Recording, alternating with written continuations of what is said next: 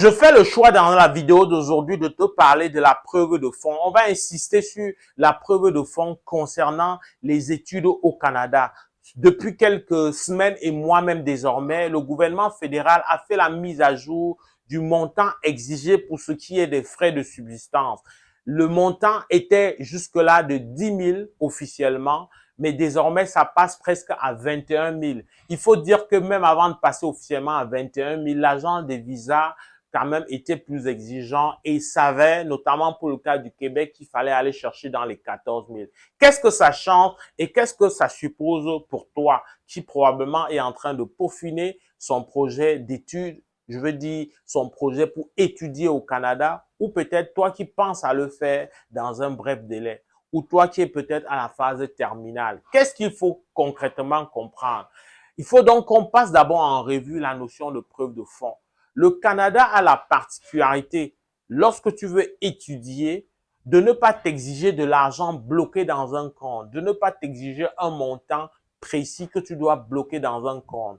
Encore que cette option-là, c'est une possibilité. Tu peux faire le choix de faire la démonstration de la preuve de fonds à travers un compte bancaire que tu auras ouvert et bloqué, qui montrera que c'est un compte dont tu as accès. On ne va pas donner tous les détails, mais cette option existe, mais ce n'est pas l'option qui est unique, qui est mise en avant, comme notamment en Europe, pour les études en Europe. Il y a cette option-là, mais il y a davantage dans l'idée, dans la philosophie de la preuve de fonds pour démontrer ta capacité financière. Mais il y a davantage l'idée de prouver que tu as des ressources financières qui peuvent donc soutenir ton projet d'études. Et la loi demande d'exiger chez le demandeur de visa d'études, d'exiger donc de faire la démonstration d'une preuve financière sur les 12 premiers mois. Alors, les 12 premiers mois correspondent à une année d'études complète. On comprend que tu dois pouvoir, dans cette preuve de fonds, démontrer que tu as l'équivalent donc des frais de scolarité, non pas sur une session, mais sur les 2 sessions d'une année complète. Alors, pour des formations de 18 mois, parfois, ça va être souvent sur 13 mois que les paiements vont se faire. En tout cas, on tient compte de jusqu'à 12 000, de jusqu'à 12 mois. Ça peut aller carrément pour certaines formations autour de 28 000 $ carrément. Mais pour des formations, on va dire relativement abordables, ça peut être autour de 14 000. Ben, le but, c'est de te dire donc ce qui entre dans la preuve de fonds, il y a donc les frais de scolarité.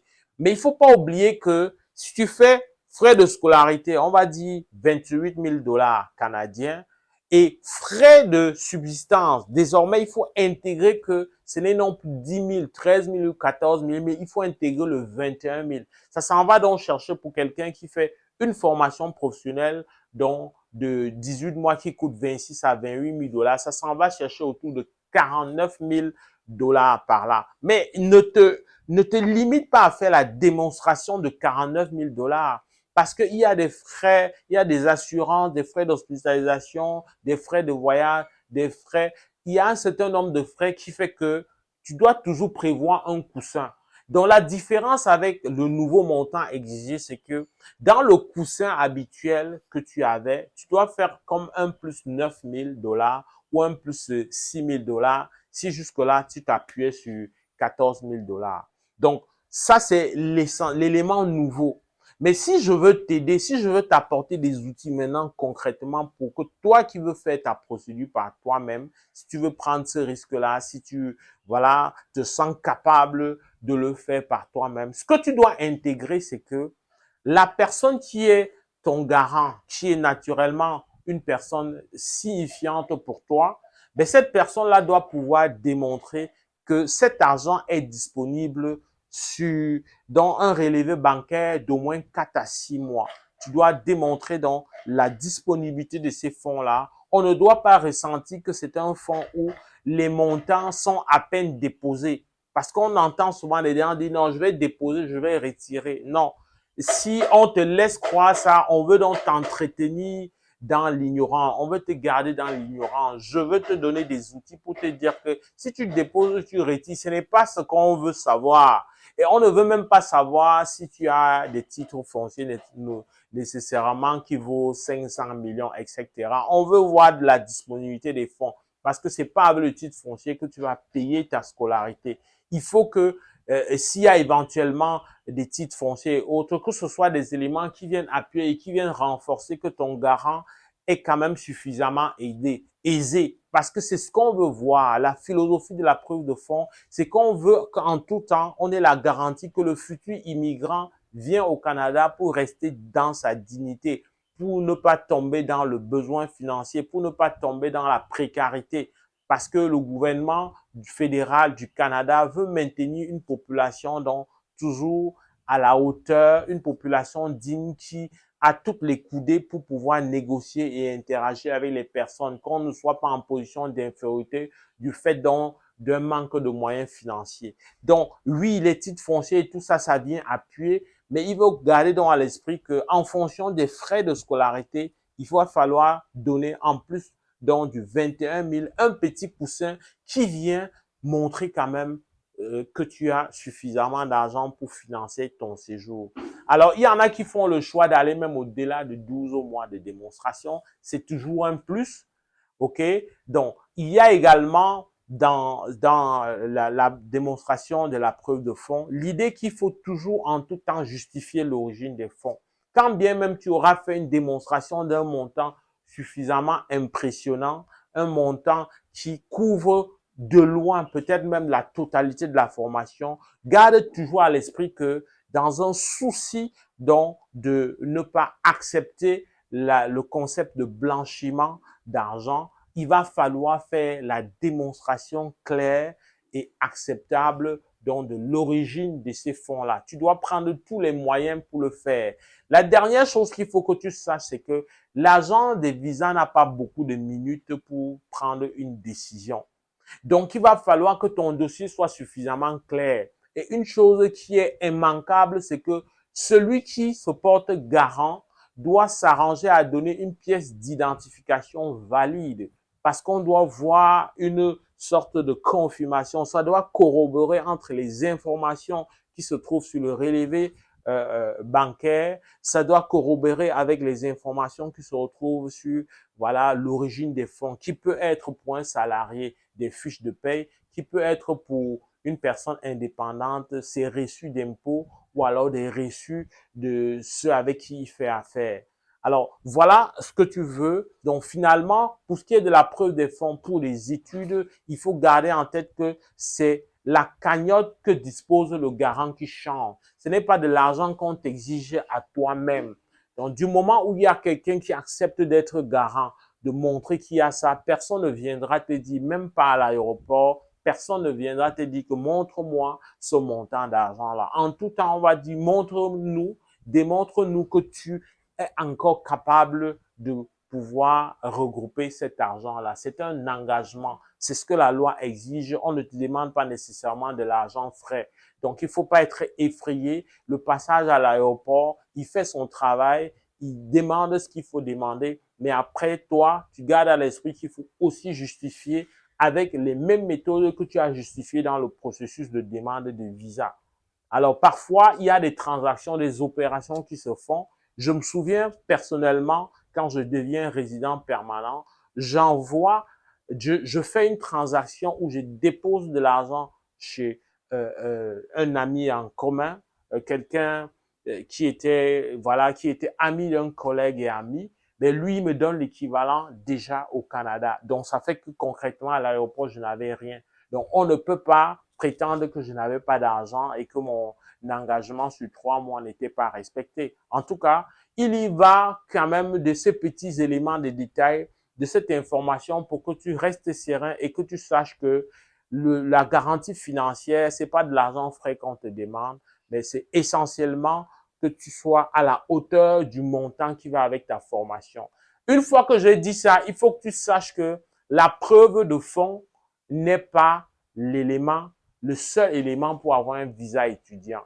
Il faut que tu saches qu'en tout temps, ton projet d'études doit être un projet assez solide, que à travers ton projet d'études, on va voir non seulement qu'il est réaliste, mais que c'est un projet d'études qui débouche carrément sur des intentions claires de retourner dans son pays.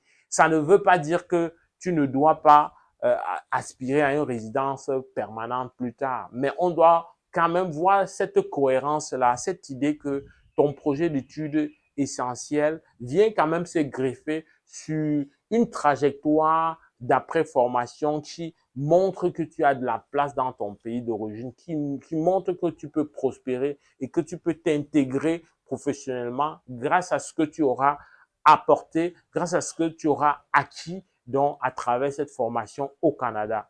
Maintenant, si je peux rapidement, vite fait, puisqu'on parle de preuves de fond, te dire que les preuves de fond ne sont pas seulement exigées chez les étudiants, on va exiger aussi la preuve de fond même chez les travailleurs, sauf que pour le travailleur, ça va davantage être au niveau des membres de la famille qui l'accompagnent, parce qu'en tout temps, il va falloir que la cagnotte couvre. Je fais un petit rappel là-dessus parce qu'il ne faut pas qu'il y ait de l'amalgame. La preuve de fond qu'on a passé à 21 000, et cette partie est aussi importante dans cette vidéo, c'est une preuve de fond pour les étudiants. Ça ne veut pas dire que le seuil minimal de revenu a changé. Le seuil minimal de revenu reste pour le Québec autour de 14 000 et pour le fédéral, c'est-à-dire les autres provinces, moins que 14 000. Je n'ai pas le chiffre exact. Alors, c'est ça le seuil minimal de revenus, de faible revenu, donc le seuil qui est acceptable.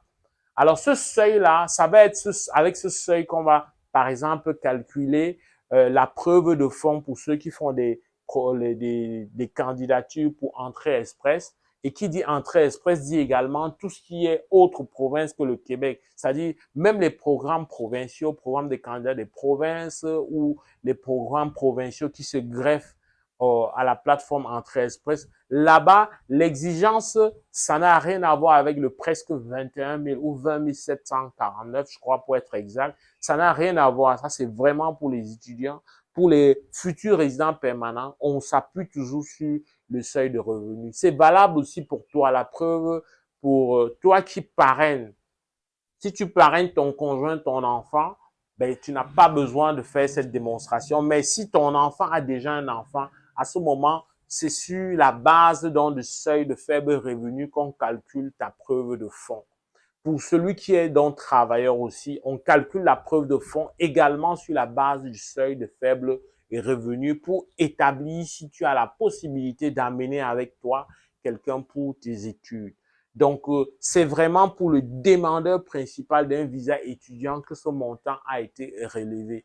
Alors, c'est sûr que les exigences et la manière de démontrer n'est pas la même, mais c'est clair que la loi prévoit que pour toi, notamment, qui aspire à immigrer, notamment par entrée express, tu as cette obligation. Les candidats de province, tu as aussi cette obligation de prouver que tu as des ressources.